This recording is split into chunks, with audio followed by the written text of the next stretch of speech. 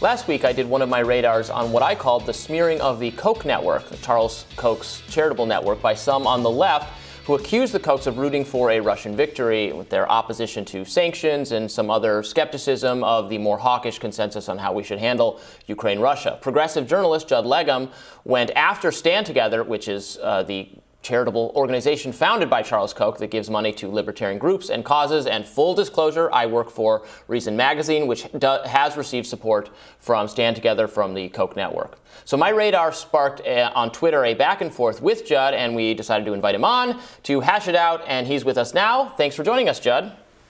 Thanks for having me on. Yeah, this is great. So, I'll turn it over to you, but what I think objected to most of all in how you characterized this statement that the Kochs had sent this, Stand Together sent this email, are kind of articulating their position on what's happening on Russia-Ukraine. And you characterized it as them rooting for a partial Russian victory, when based on my reading of the statement, they were saying, look, we want to come to a diplomatic resolution. In all reality, that will involve probably Russia getting something they want and Ukraine getting something they want.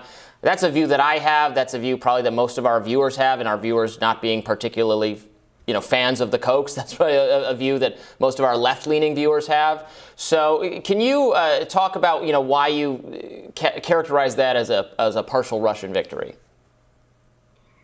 Yeah, honestly, Robby, I'm somewhat mystified by this criticism because I didn't say that the Koch network was rooting for a Russian victory, but what I did, based on an email that I obtained that was sent to the entire staff of the Stand Together organization, was that the head of their foreign policy program, Dan Caldwell, said that the United States should support and push for a diplomatic solution, which there's not so much surprising there.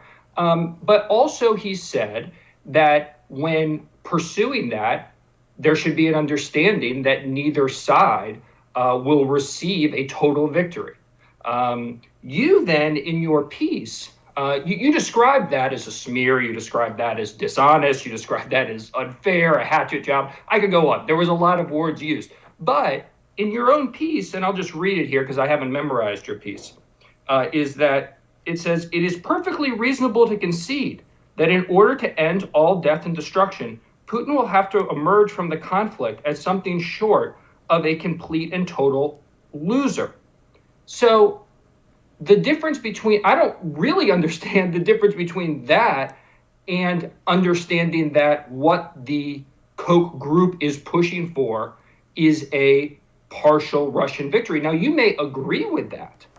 You may say that's what they need to be doing because there's so much death and destruction, and I understand that. But I don't think it's a smear for me to uncover an email, publish the relevant excerpts, and then put it out there.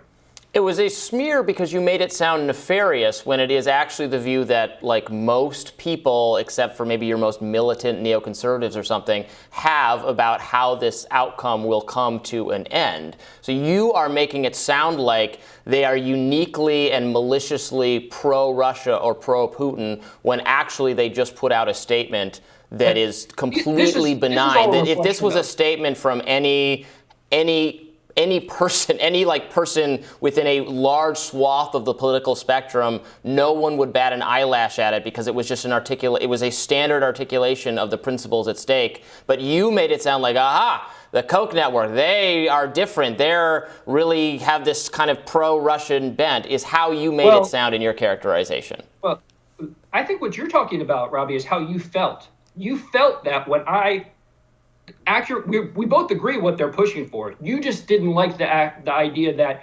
you felt that I was implying that it was nefarious. That is not a smear. That is not a hatchet job. That is accurate reporting, and you didn't approve of the characterization.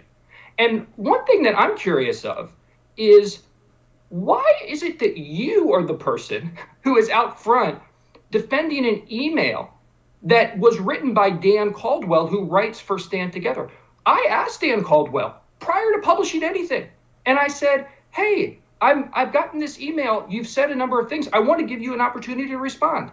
And because these, not just from you, but from other people in sort of the broader Stand Together grantee community, continue to attack this piece, I asked Dan Caldwell again yesterday. I want to give you another opportunity. If I got anything wrong, just let me know.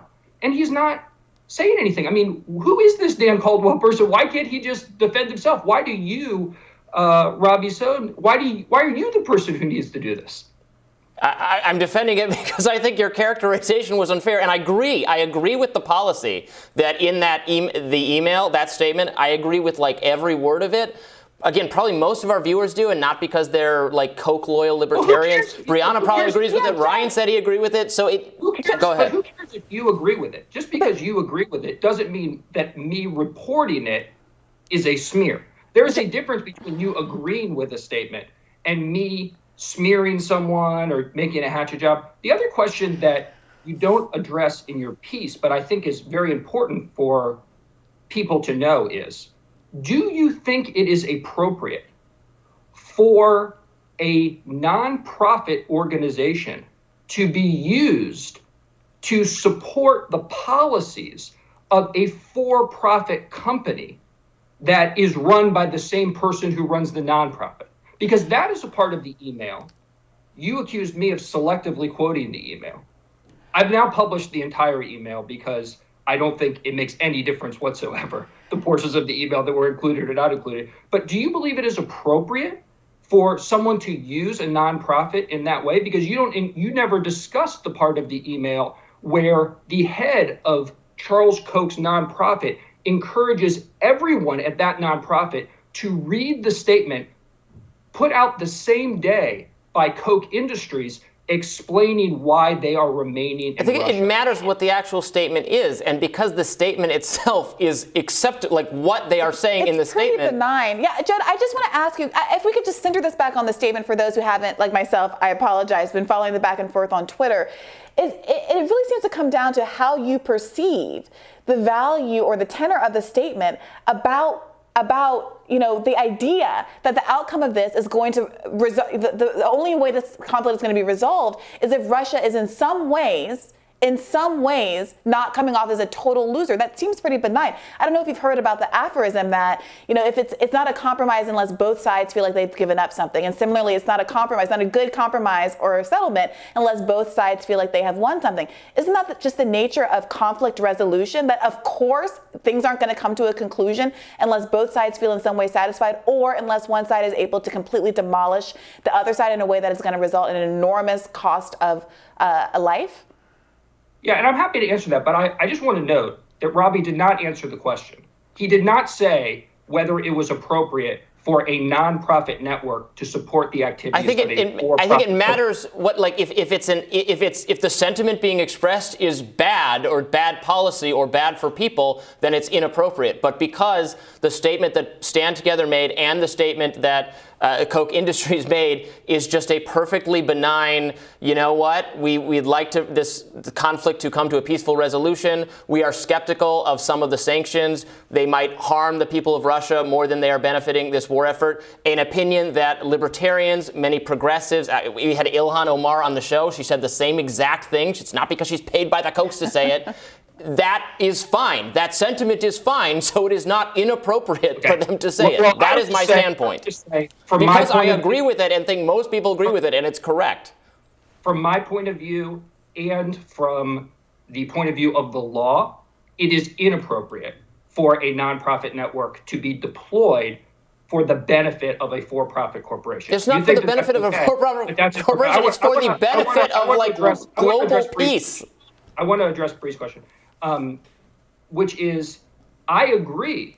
Of course, when you are coming with a diplomatic resolution, both sides will probably need to give up something. Mm-hmm. But I think you need to look at the email from the Stand Together network in total, where prior to, or I'm not sure the exact order, but in addition to pushing for a diplomatic resolution, he also is essentially expressing extreme skepticism over all types of sanctions, except for sanctions directly targeted at Russian leadership and really opposing the sanctions regime that's in place right now, which you keep on mentioning. All your positions are very popular. The sanctions that are in place are very popular among the public. So that's not a position that's widely held. Absolutely, but there is skepticism among progressives. There's a tradition of non-interventionism that is also skeptical of these sanctions. But go ahead. When you take those things together, how are you supposed to come to a reasonable resolution if you remove the pressure of most economic sanctions? Well, the argument, Judd, that is really the issue. It's the combination. It's removing these broad-based economic sanctions. It's keeping for-profit companies operating in Russia and then pushing for a diplomatic resolution from a position of extreme weakness. And that is the position that the Stand Together Network holds. You may agree with that position. But Judd, because I obtained this email and reported it does not make me a smear artist or a hatchet job or lazy or all the other names that I'm called by you and other people who totally coincidentally, and I don't think this has anything to do with your views, also work for people who receive millions of dollars from the Stand Together Network. Well, as someone who is an independent journalist, a self-employed podcaster, I would just say that the argument about the sanctions tends to be about, at least from a leftist perspective, the fact that targeted sanctions to oligarchs are effective in a way that does broad generalized sanctions that hurt the people of Russia are not. The same way you could say, well, we could end any conflict by nuking the heck out of a country. There's an understanding that it is inappropriate and unethical to have a maximalist approach that hurts people who are not responsible for a conflict. So to say that that kind of an orientation is necessarily ideological beyond it just being a basic kind of humanitarian position, I think is a little bit what is suspect in this exchange. It's not something that at all would necessarily be driven by a fidelity to Koch brother interest.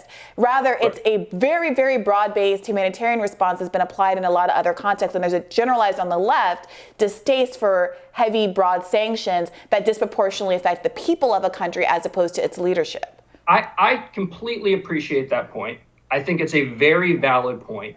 And I think it's important to recognize that in this situation, there are no good solutions vis-a-vis sanctions that don't hurt people, because the issue is that Putin and the regime is using the proceeds from the Russian economy to enact and target civilians in Ukraine.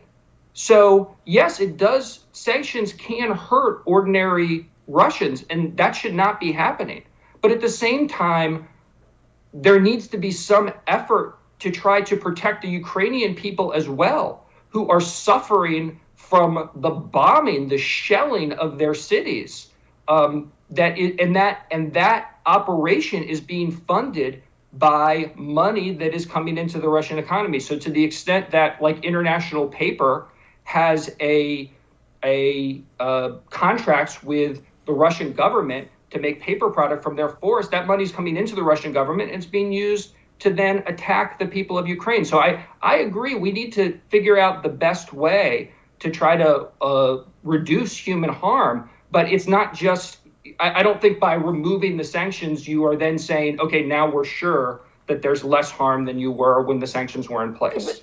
Absolutely. Look, I have mixed feelings about the sanctions as well. It sounds like you do. And so does Stand Together in the statement that they put out. So if we're all like, yeah, this is a hard call, here are the downsides of this, what should be done? Okay, then, like, what was the news element of this? So that's the, I guess, final question to you. So my criticism being that it seems like you tried to use the whole kind of Russia, Putin, paranoia that is popular in some kind of mainstream liberal circles to impute that to what the Kochs were doing, when really what they were doing was saying what we all kind of think, which is that, well, there are serious downsides to these sanctions and we would like to have peace as soon as possible. I think the news is Koch Industries is one of hundreds of American companies have pulled out of Russia. Koch Industries is one of a handful of companies that has remained full operations in Russia. And as I previously reported, a wide array of groups that are funded by the Koch network are pushing against economic sanctions and policies that would support the Koch industry's position. This is an email that not only lays that out, but not only lays out their position against most economic sanctions and pushing for instead this diplomatic solution, but then explicitly links this to the Koch industry statement that was released the same day. Maybe that's not news. Maybe you're not interested in that, but I was interested in it, and that's why I put it out. And, on my website today, I have the full email. People can read it themselves, and they could draw their own conclusions. I don't want to mislead anyone, certainly, about what they're saying. I think it speaks for itself. I think people are welcome to agree or disagree with the contents of the email. I think if the argument is that the Koch industries stand to profit from a certain political approach, and that one should keep that in mind as you assess whether or not they're advocating for a certain political approach in good faith, I think that's perfectly legitimate. I do, though, think that raising the specter of people being Putin's puppet and kind of in the bag ideologically for Putin, or somehow rooting for autocracy because of X, Y, and Z, because of taking up a certain political approach, that is perhaps where the line was crossed with Robby. I don't mean to speak for you, but I really appreciate you. I agree. Yeah, I agree that would be over the line. But just to be clear, I've never have said that the Koch brothers are Putin's puppet or engaged in that kind of rhetoric.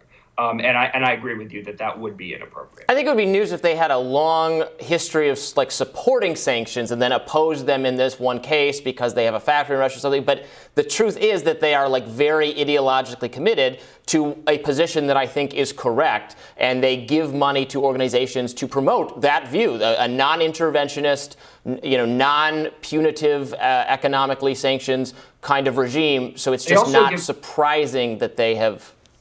Well, but they also give money, Robby, as you know, and millions of dollars to some of the most interventionist members of Congress and other political figures that we have.